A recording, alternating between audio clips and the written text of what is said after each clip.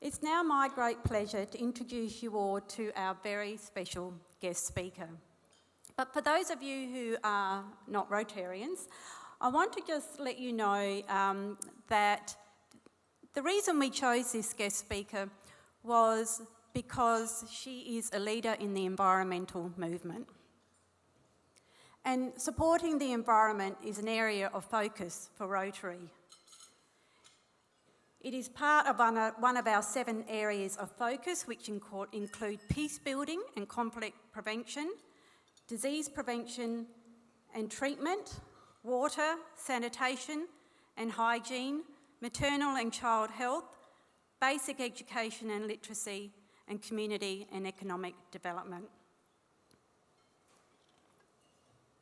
So today we're going to hear from Professor Veena Sahajwalla, and she's going to be speaking to us about a smart vision for a sustainable future. Smart technologies and microfactories creating sustainable materials and products from waste. And some of you may know Veena. She used to be on a show called The Inventors on the ABC. She has been on Australian Story, and she has also been the New South Wales Australian of the Year. She's an internationally recognised materials scientist, engineer and inventor, revolutionising recycling science. She's renowned for pioneering the high-temperature transformation of waste in the production of a new generation of green materials. She is the inventor of polymer injection technology known as green steel, an eco-friendly process for using recycled tyres in steel production. In 2018, Veena launched the world's first East Waste microfactory, and in 2019 she launched her plastics and green ceramics microfactories. You'll learn all about these microfactories soon, which is a recycling technology breakthrough. Professor Veena works in collaboration with industry to ensure new recycling science is translated into real-world environmental and economic benefit. She's been appointed as the hub leader of the National NSW Sustainable Communities and Waste Hub, and as I said, has featured on ABC's Australian Story. Check it out on iView. She was named the 2022 Australian Museum Eureka Prizes winner for the Celestino Eureka Prize for promoting understanding of science, and was also awarded the Australian Academy of Technology and Engineering Clunas Ross Innovation Award. She is a well-recognised person. And in 2023, Professor Veena was awarded the Engineering Australia Chemical College Chemical Engineering Achievement Award and the Good Design 2023 Women in Design Award. She is a founding director of the University of New South Wales Sustainable Materials Research and Technology Smart Centre and an Australian Research Council Laureate Fellow. She's also the mother of twins and, does all that stuff too. So please welcome Professor Veena for a wonderful presentation which will go for about 25 minutes.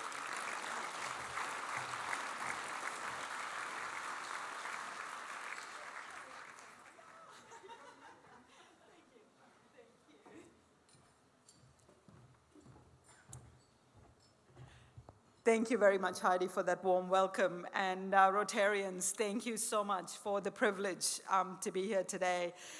Your Excellency, Mr. Bunton, it's indeed so lovely to see both of you again. As you pointed out, absolutely spot on after a decade. And it is so inspiring to hear your words. Rotarians and friends in the audience, for us at the Smart Centre, all the values that we aspire to, that's what Rotarians are already doing. So for me to be here, it's indeed a privilege. And listening to that history, DG Craig, from all those examples of stories, I think it's just so heartwarming to hear that there is so much good work happening in our communities. The sense of service and the sense of purpose, I think for all of us, as the world faces so many challenges, we know we can all do better individually. But of course, as a collective, there is so much that we can do. The power of impact is, of course, something that we're already seeing through incredible work that Rotarians do all over the world. So indeed, it is our privilege to, in fact, tell you a little bit about our journey at the Smart Center. The kinds of things we've talked about, whether it's about caring for our environment, whether it's about looking at waste not as a waste, but as a valuable resource, all of these require, of course, that foundation of science, of technology, of commerce, so you can actually convert those ideas into those new and innovative jobs of the future. And indeed, in many instances, we're starting to see how these jobs are being created before our very eyes. So we love the fact that being in an institution in Australia, we get to do not only world-leading science, but we also get to work with our local councils, with our communities, and indeed we look forward to building collaborations with all of you as Rotarians, because we know one thing, of course, the values that you already have in terms of how you inspire people to come together. That's what inspires people like us at the Smart Center at UNSW. We want to make sure that as young people come in, whether it's about bringing their science or their engineering skills, their passion for community, their passion for environment, it is with a very clear purpose that we inspire young people to see that the future is something that they can shape.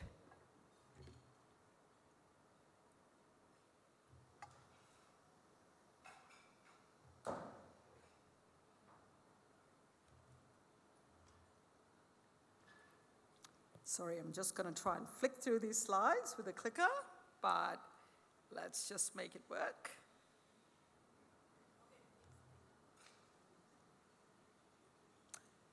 I'm going to continue with the journey that we wanted to share with you today. At the Smart Center, with these various technologies that we're talking about with our micro factories, the reason why we set it up is because we were always getting told that everything that you do has to be done on a really large scale. If you don't do it on a large scale, it can never make money. Oh, it's not profitable. But of course, what we were starting to see is some of these technologies and the modules, what we were developing in our labs, we could actually deploy them.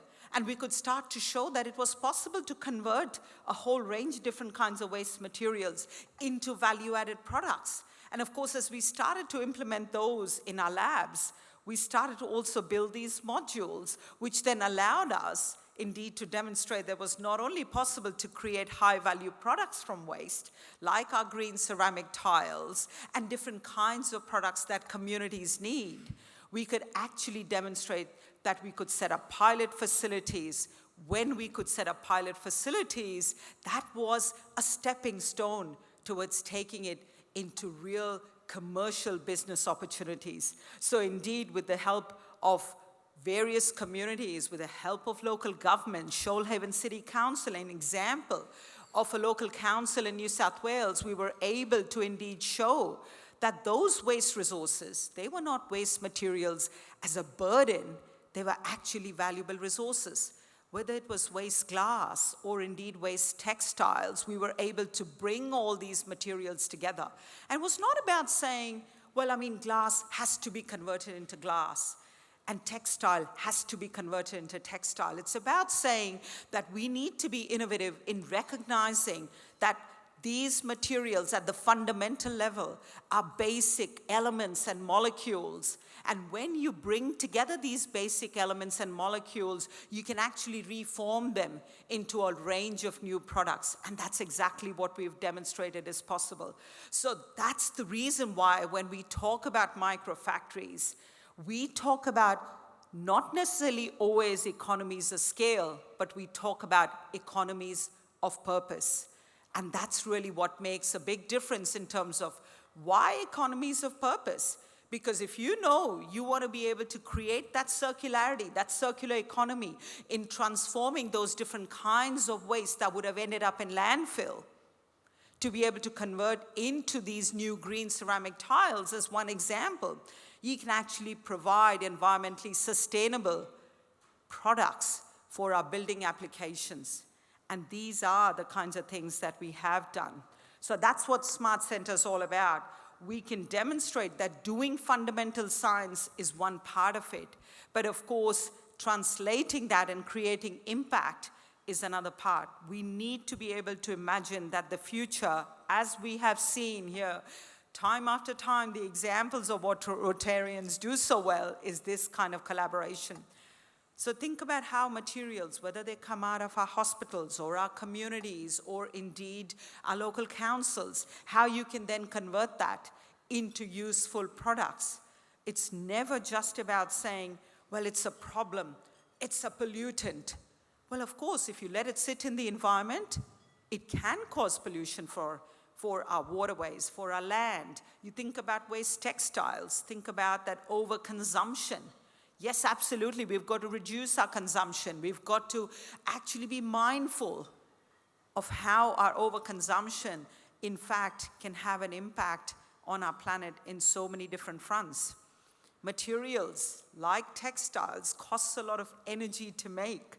So indeed, when we talk about recycling, remanufacturing, what we are saying is the materials that have already been made, the energy that's already gone into making them in the first place, can be reformed, and you can bring that material and that energy back to life over and over again. But how do you do that? What do you make out of waste clothes? For most people, you make new clothes. Well, actually, what if you could combine that with waste glass? And you could think about all those innovative products. So we've talked about innovation, we've talked about business, we've talked about environment. So think about all of those opportunities that come together.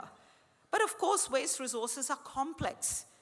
Let's talk about what happens in those energy storage devices. What do you do with all those batteries? Of course, whether these are the small form batteries or indeed the larger energy storage devices, whether they're in our cars or in our homes, what happens to all those lithium-ion batteries, for instance? So it's not just about saying, well, we're going to collect it. Well, collection is the first step. What if we could say that in Australia we could reform all those important metals? Those battery metals could be regenerated over and over again. That allows us to deliver on a whole new economy. That clean and green economy, which is going to be required by our planet to sustain the planet, is going to come from the fact that we recognize that our resources are limited. So those metals that go into making our energy storage devices or indeed solar panels, where are those elements going to come from? Whether it is nickel, cobalt, lithium, all of this has to be regenerated over and over again. And then, of course, the all-important but yet problematic plastics. We look at plastics and we go, well, what are we going to do about it? They're causing pollution in our waterways and our land. Yes, we have to know how to manage it. Yes, we have to have, and I know South Australia has had the return and earn scheme well and truly before many other states in Australia had. So that, of course, relates to bottles and those consumer plastics. But what do we do when it comes to those other rather difficult plastics? And people will tell you, well, some plastics are not recyclable. So what if you could look at your printers and you could look at a lot of these complex plastics in your electronics, in your cars, and go, well, wait a minute. So our complex devices contain metals, but they also contain plastics. What if we could take those plastics and reform those? And that's exactly another example of one of our microfactories where we've taken plastics from electronic devices, converted those into plastic filaments, and that's, till we came along, was counted as plastics that were non-recyclable. People just said, well, I mean, that's non-recyclable. Let's not worry about it. Well, how can we not worry about it? We use those devices. We use printers. What happens to all that complex ABS plastic? We can't simply let it sit in landfill, and we can't simply just say, well, it's out of sight and out of mind. But what if we could convert that into back again to those economies of purpose, convert those plastics into plastic filaments, feed them into 3D printers, and remanufacture them over and over again? Now suddenly, it's not a problem material. It's a high-performance material. So we have to start to talk about recycling, remanufacturing, and performance and quality.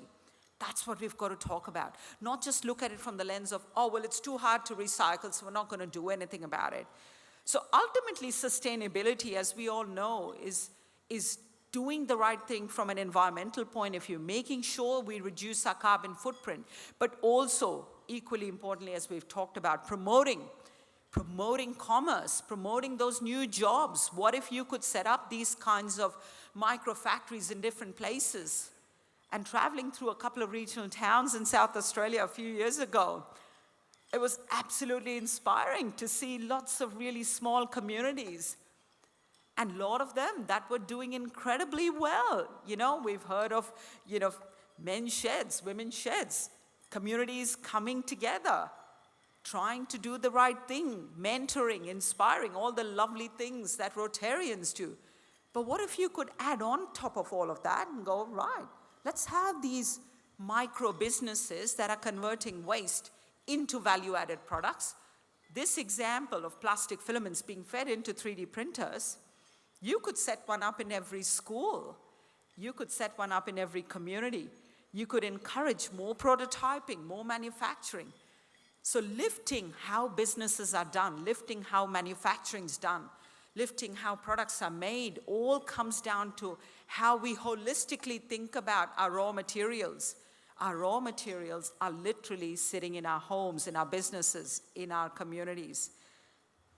And here's an example of what that could look like. Yes, so indeed, that stockpile of waste that you're seeing is something, yes, literally we all use in our homes. They are waste mattresses.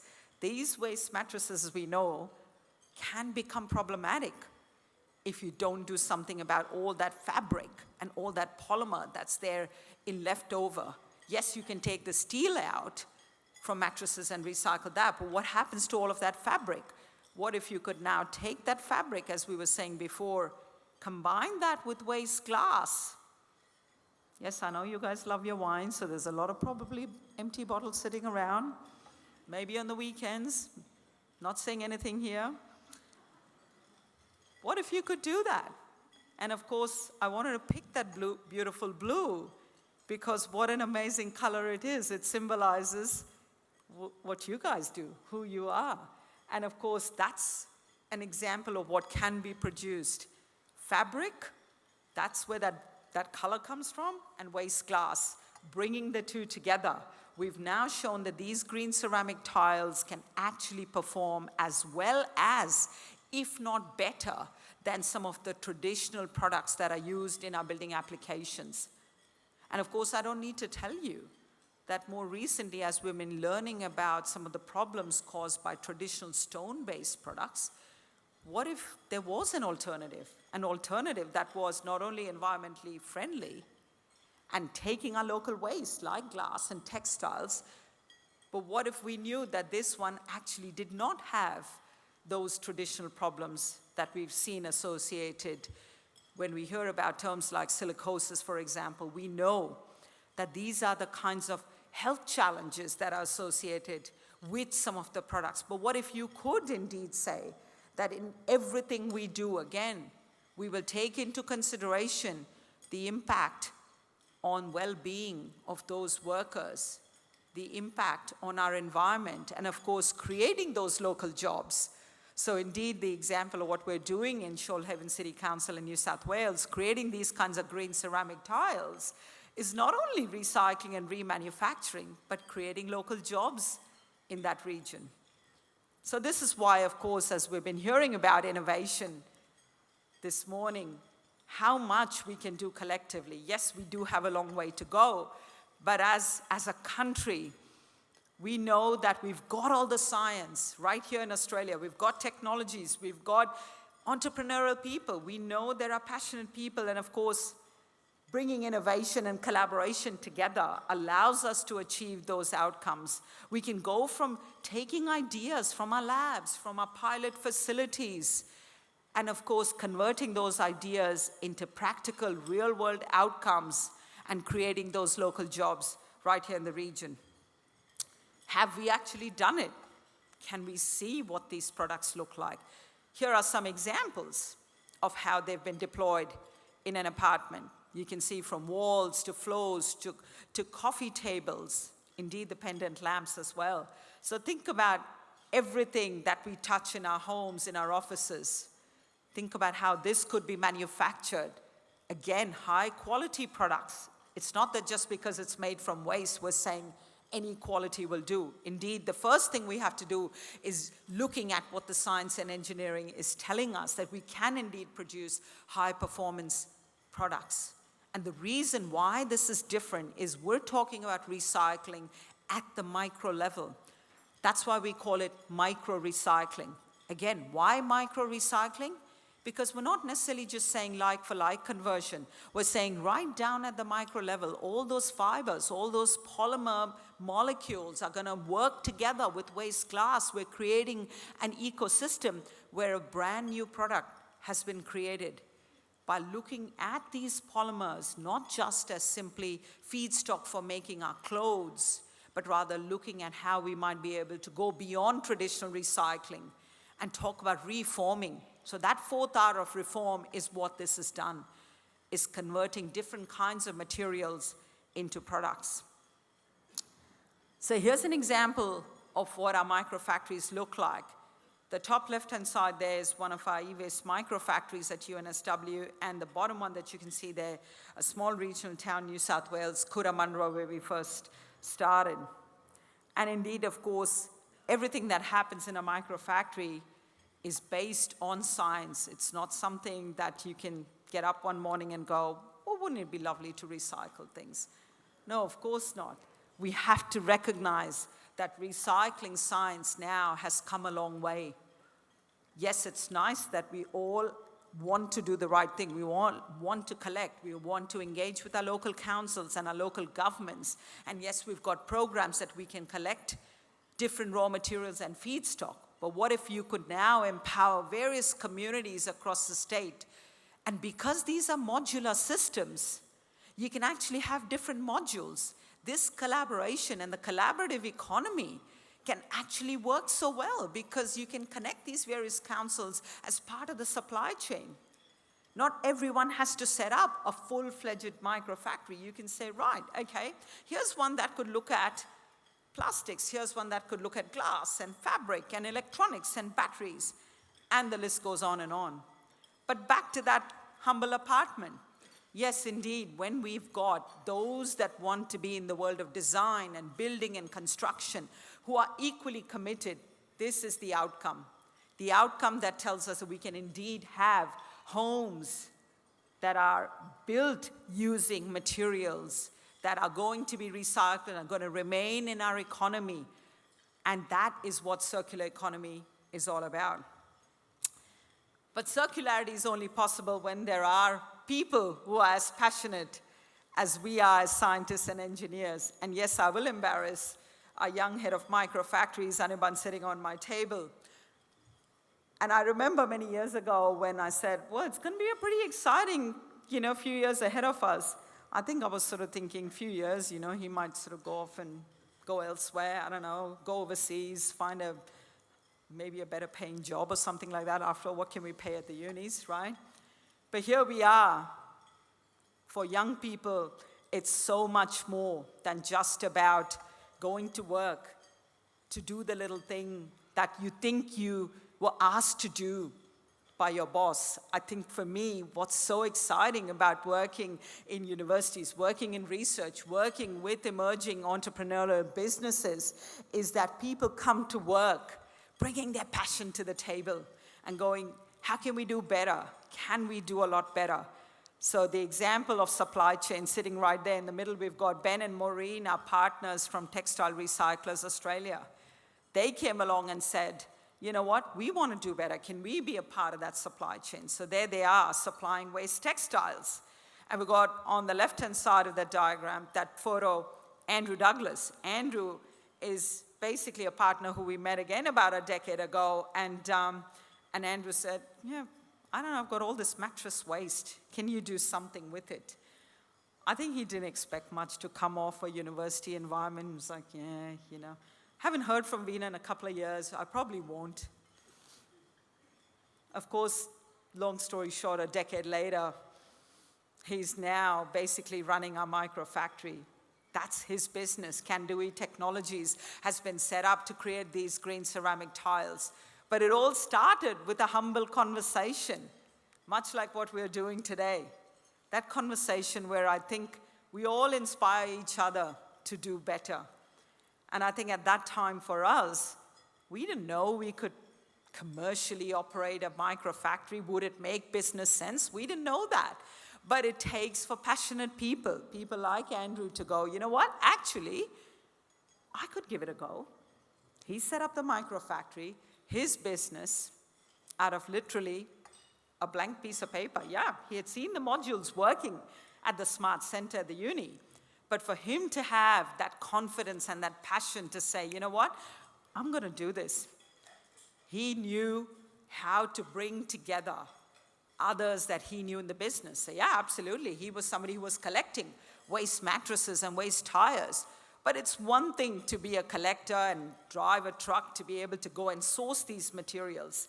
It's something else to be a high-end, high-quality manufacturer. And yes, that's right. That's what we're doing. We're creating high-quality products at NSW Technologies in a regional town, taking locally available waste glass and waste textiles and creating green ceramic tiles that are going into so many different kinds of building projects where we are in and around Sydney. And that's, of course, just the beginning. Yes, we do recognize we have a long way to go. But we wouldn't have been doing this if it weren't for the fact that there are so many passionate people in our communities, in our businesses. And indeed, if I tell you how old Green Steel's story is with polymer injection technology, I think 20 years ago when I used to first talk about Green Steel, and I said, well, you know, we can use waste materials like tires. I think for most people, the question really was, does that mean you're making steel that's green in color?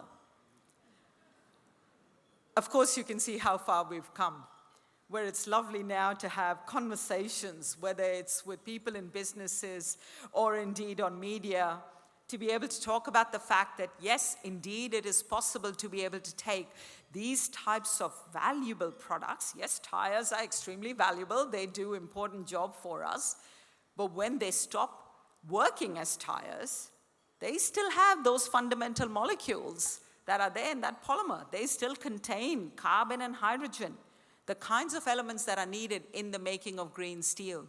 So indeed, we're really privileged, again, through our partnership with steelmakers in Australia, that we could give it a go. We had to start from the fact that someone had to let us into their steelmaking operations to be able to say, you know what? I think I kind of get the science. Let's give it a go. But without that foundation of science, we would not have been able to show that this works, not just works in a lab environment, but actually works on an industrial setting. So the reason why, of course, it works is these types of materials contain hydrogen. Yes, as part of the molecular structure, they contain hydrogen. The question is, can we actually liberate those hydrogen molecules in a clean and green way in the making of steel? So to be able to do that, we had to demonstrate that it was not just possible in our small lab-scale furnaces. Yes, indeed, we've published all of that work and done all the things that scientists do. But we had to take that next step. And I remember at the time when this won the Eureka Science Prize, one of the journalists interviewing me and going, what's your next big project? What's the thing you're going to do after this green steel technology that you've developed? And I said, what do you mean after? I've only just started. It's not left the lab yet. And that's the kind of conversation. So you can imagine, I think to some extent, doing of the science was kind of that thing that because you bring your passion to the table, you can do it. The uphill challenges that came afterwards was, how do you move and shift the dial where you can actually now bring together people who are in the world of business, looking at it from a financial point of view and going, this is never going to make economic sense, is it? Who's going to talk about and care about making green steel? Hello, here we are. You talk about businesses, you talk in the media. People want to know how we can make materials, green metals. Yes, indeed. Making of metals like copper, like nickel. We know for future electrification, we know we're going to need all of these green materials. So I want to acknowledge the fact that, yes, the funding through the Australian Research Council, through our sustainable communities and waste programs, like our national environmental science programs, all of these programs provide the foundation to do world-class research right here in Australia. And indeed, we do world-class research. Now you bring on top of that amazing world-class businesses. Think about the power of impact when research and industry can collaborate and work together. And that's really why I wanted to leave you with that very simple final message, that really collaboration, as you guys do so well here as Rotarians, is about inspiring others with your story. And I have been truly inspired by all of you here today. Thank you so much. Thank you.